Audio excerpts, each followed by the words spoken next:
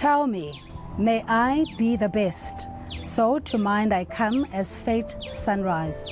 Like a number after zero, you count first. For your right deem this art so great highlight, and conclude the proof I stand. By nod, the claim I make, all poets kneel, with absent hesitation for long acclaimed stance. Storm to sink all strong trusted, well-known best sails. For this odd one, come once, to being first and last. Science cannot validate, only mystery grants. Thus, this blur glance saw none. Can you please say, I remain, if not with peace, I'm off the domain.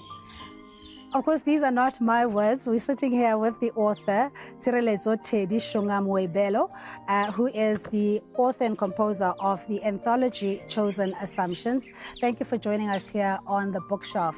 Quite deep for a young man in the way you draw not only parallels between the natural, even spiritual realm. It sounds, just from the poem I read now, recited. Tell us more about it.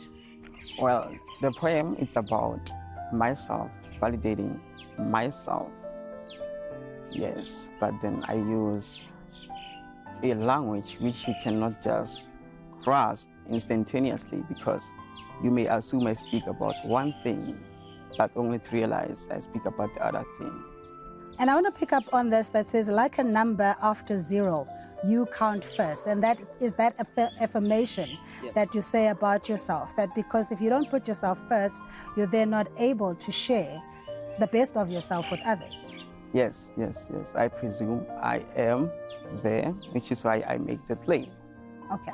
Does this have to do, or your influence have to do with your socialization, orientation? Where does your love for poetry come from? Okay. There was a day I went outside the door. It was at night, and I saw a star falling from the night sky. A shooting star? Yes. And something deep within me said, you have to write something about it. So only those that recognize that nature never wears a mean appearance, to eyes that stay long enough to see its magic, capable wonders, then are the ones who are able to realize that nature is beautiful. So in the sonnets, and it gets very technical if you're not somebody who's been exposed to Shakespeare maybe in high school or any other great authors, but in your writing, there is a sense that, you know, it's like you're an old soul. Yes. You're not only drawing from your immediate surroundings. Yes, yes, yes. Like a single sonnet, if like you read one sentence, you can tell like it permits a variety of interpretations. You see, it allows, if you can put it in multiple dimensions. It's like, for instance, it's like, let's use a rock. You see a rock, yes. And then this rock is like a sentence, and then you have to use your brain as a hammer to analyze. And then you hit the rock until it breaks into fragments. And then those are ideas, you see. Yeah. Yeah, so that's the unique, and that's why it is special. Yeah, and these pieces then form the sum of the total, or the whole, that you, as the analogy that you're using. And I guess what I can deduce from what you're saying is that your makeup as a poem, as young as you are, this is your debut or inaugural anthology, and yet it is so deep and far-reaching than what the mind can imagine. So I'm saying that the pieces that make up who you are have to be not only components of your family, but also just your natural talent. Yes, yes, yes, yes. So it's like, okay, this actually is about like a subjective experience, you see, yes. So I draw from many, many things, and mostly I speak about nature, honestly speaking. Yes, I speak about nature and its magical wonders. Okay. And you take immediate action once you have that inspiration to write. When the thought comes to you, if you don't have a dictaphone or a piece of paper, but you have to document it at that time, because it could be a mist. It could be lost. Yes, yes. Yeah, that's the thing. At first, this thing used to happen. You see, maybe sleep, and then I think it's a dream, but it's not a dream actually. It's like because I can hear outside noises. So actually I'm not sleeping. So something would come to mind. And then if maybe I'm not quick to write it down, then I will not remember this thing ever again. Yeah, so I have to keep up.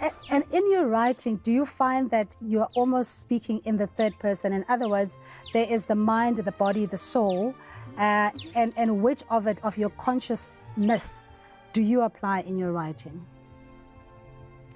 All of them. I apply all of them. Yes, because as I said, like, okay, but mostly I use the subjective experience, which you can say it's sort of like soul or spiritual thing. Yes, so I think that's partly the reason why those words come to mind.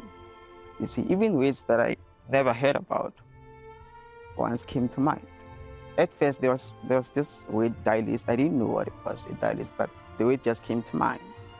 And then I was like, okay, let me try and find the word in a dictionary. I didn't find the word. So I ended up Googling the word, and I came to realize it was the make of sundials. So I was like, okay, what is a sundial? Then I have to go through, check sundial. And then I came to realize sundial, it's like you can make your own sundial, like artificial one. Like you can draw a circle, place 1 up to 12, like a clock, and then you place a stick.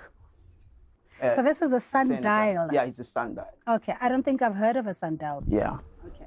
Yeah, so, and then you place the stick and then you can tell time. So that's how they used to do it in the ancient time. Oh, so it's also about African indigenous knowledge systems. Yes, yes. Okay, let's get to your subjective experiences that you say you draw from when you're writing. Yeah. What are those? If you care to highlight perhaps one of those defining moments that have shaped your career. Okay, here's the thing about my subjective experience. Also, intuition is involved, you see, intuition. So, intuition, like, according to me, I presume it's a guiding spirit within, you see. So, my intuition sometimes would say, you have to write these things, you see. And then if I don't, then conscience will destroy me to an extent of, like, that's why, like, I forget almost everything I thought about. You see, that's the thing. How does our subjective experiences then influence our perspective, a point of view in life, even from a young person who may, people might look around them and find that there's a little to inspire them because of their surroundings or areas where they live. In the township, we're here at Olivenhout Bosch, which in itself is a peri-urban township. And yet, there's a gem that came out of this. So how do you change the perception, not to only visualize what you see immediately, but what the infinite opportunities and possibilities are? Okay. The only thing, not the only thing, but one of the things I believe is that if something comes to mind and it's something which is not clear enough to grasp it, like instantaneously, what you have to do is to write it down, because I believe it will manifest itself along the way as you go through, like with your intuition. You have to go, like you just have to follow your intuition. That's what I believe. Yeah. And also promoting, just thinking, I think also solitude, where you spend time with your thoughts and process before you then project what your beliefs are onto others. But we'll take a quick break here on the bookshelf and continue our discussion on the chosen assumption. If you are a lover of poetry, you want to stick around for this one.